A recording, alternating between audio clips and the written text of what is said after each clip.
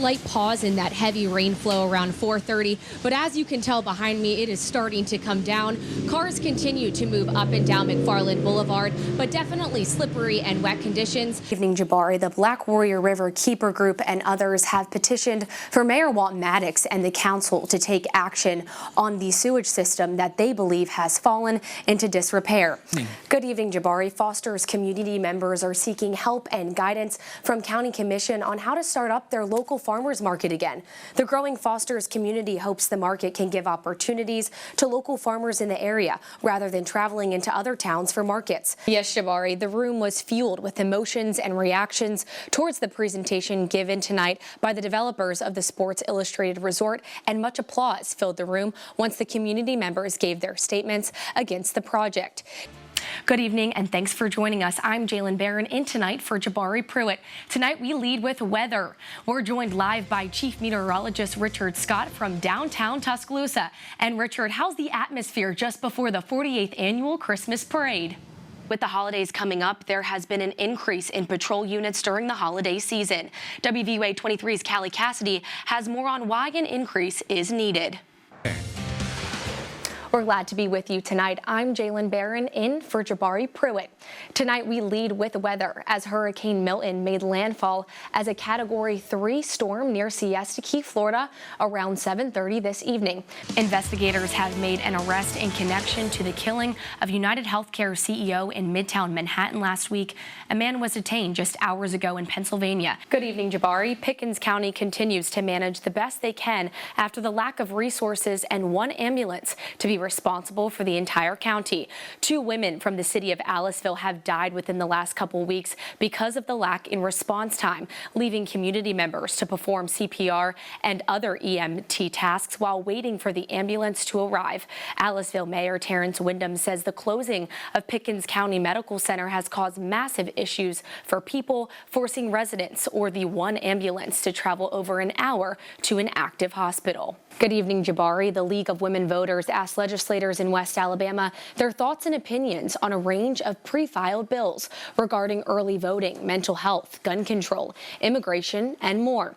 The hour-long session allowed each representative to give their insight on the issues facing Alabama this year, and they presented their thoughts for the 2025 legislative session, differing opinions on gun control and early voting, yet a united agreement on the need for bettering Alabama's mental health infrastructure. Laura, Halloween can be frightening for some parents, especially those with first-time trick-or-treaters. But we need lottery, we need gaming. The 2025 legislative session is just 1 week in, and still no lottery bill up for debate. Alabama continues to be one of the few states without an operating lottery system, and lawmakers did not make it a priority for the 2025 session. In 2024, a bill to put lottery on the ballot during the legislative session fell short by 1 vote, the closest a lottery bill has come in 25 years. But District 24 Senator Bobby Singleton of Greene County says Alabama needs more ways to create revenue and increase opportunities for the state. Other states do well with their lottery because we go and help them with theirs. If we just get a lottery alone, there's nobody to help us with our lottery. Okay? Nobody's going to come across the state line and do like we go across other state lines. But there are other people who will come across our state line to do gaming. There are other people who come across our state line to do sports betting. Okay? So we got to get some of that, reciprocate some of that money back from Georgia's and other places that we've been giving to them. And we won't get it just by a lottery alone. And Singleton believes the need for a lottery, sports betting, and casinos can help long-term issues the state is currently facing. We can use the revenue in health care. We can use the revenue for Medicaid. We can use the revenue on, to help our criminal justice system. We can help revenue, to help families. But at the end of the day, we got to have some new revenue. With the federal government potentially dismantling the Department of Education, Singleton says he worries about the state having to stand on its own, create its own funding dollars, and believes a lottery system can help the potential effects of the new administration. President-elect Donald Trump is turning heads as he quickly announces his cabinet nominations and other key roles within his administration. Ahead of his return to presidency in January, Trump swiftly began to roll out his appointees and nominees just 1 week after his victory. With the Republican-controlled Senate and the possibility of a Republican-controlled House, Trump urges a quick process for his picks. WVUA 23's political analyst Dr. Joseph Scrivener addresses the extensiveness of this process. So generally there's a hearing where the appointee is questioned and their resume and their experience is questioned. There's a vote in the committee and then a vote in the full Senate. So President-elect Trump is asking the Senate Republicans to bypass that hearing process for his appointees. If the Senate Majority Leader announces a recess for more than 10 days, this will allow President-elect Trump to appoint his selection into the position for 2 years until 2026. But Scrivener says this is a major first for a president. This would be historically unprecedented to allow several members of his cabinet to not go through the hearing process. Past presidents have usually followed the timeline of appointing people after Inauguration Day in January. There is a possibility in naming choices prior, but in the past, Congress goes in session in January, and it takes weeks, if not months, for appointments to be in review. Scrivener says if the said person is qualified, why rush? No matter what party you claim or your beliefs, Scrivener wants people to think and ask themselves, why bypass the process that every other president has gone through? Why try to do this time?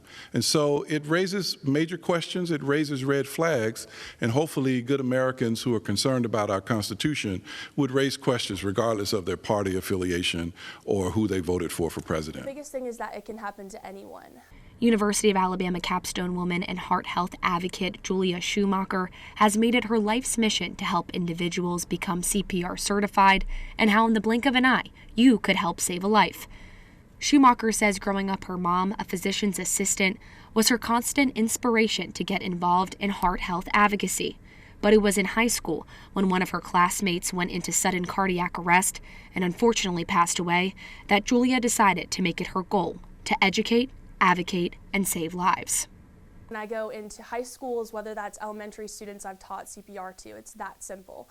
Whether it's elderly adults, they could go into cardiac arrest, or me, you, who knows? We could have undiagnosed heart conditions that could lead us into having a cardiac arrest. It's so vital that everyone has the proper knowledge and the skills in order to save someone's life, because it can happen to anyone. Now as a student and official tour guide at the University of Alabama, Schumacher informs prospective students and families about the resources within campus buildings that help save individuals. Something I always mention in my tours is that there is an AED in every single building here on campus. AED is a machine that is going to restart that heart. So hands-only CPR is so important. Every single minute that hands-only CPR is not performed, a person's life chance of survival goes down by 10%. But having that AED on hand, that's what's going to jumpstart that heart, get it back on rhythm, and that's what we need in order to get that person out of cardiac arrest so we can get their heart back in rhythm.